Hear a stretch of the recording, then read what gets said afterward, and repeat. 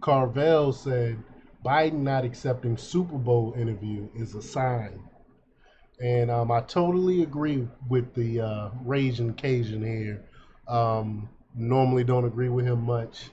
Maybe in my younger days when I was a leftist like him, but I definitely don't agree with him on much. But I agree with him on this. And they're starting to say the quiet things out loud. Um, could you imagine Biden at the Super Bowl being interviewed live? That would it would be tragic, and they know it would be tragic. That's why they got to keep hiding him. We seen what happened at that with that press conference he held on Thursday night. It was a disaster. He can't talk live because it would show his frailty. It would show his mental health is declining. He can barely speak. Listen to how he talk. He can barely speak. But we're gonna talk a little bit about that. But before we get started, go to hit that like button, share this out so we can get this information out there. Subscribe if you're not already a subscriber, and hit that alarm bell so you know when I'm putting out new stuff. Also, check out my link tree in the description. It has a link to my Patreon where I talk about things I can't talk about here. Link to my Instagram, and also check out jjthepsychotherapist.com for news as well. All right, let's talk about this news here.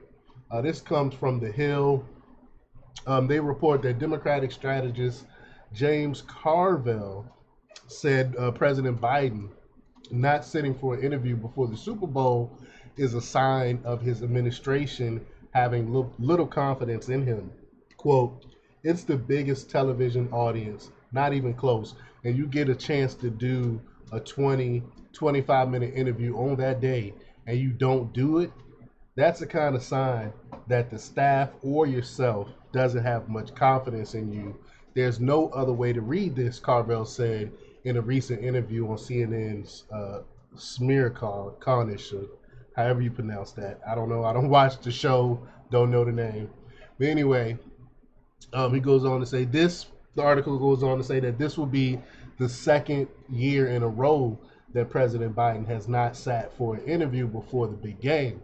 Biden's decision not to participate comes as he's been facing bad press in the wake of the release of a special counsel report on his handling of classified documents. The report from special counsel Robert Hur, released Thursday, concluded no charges should be brought against the president, but it noted Biden had problems with memory and recall.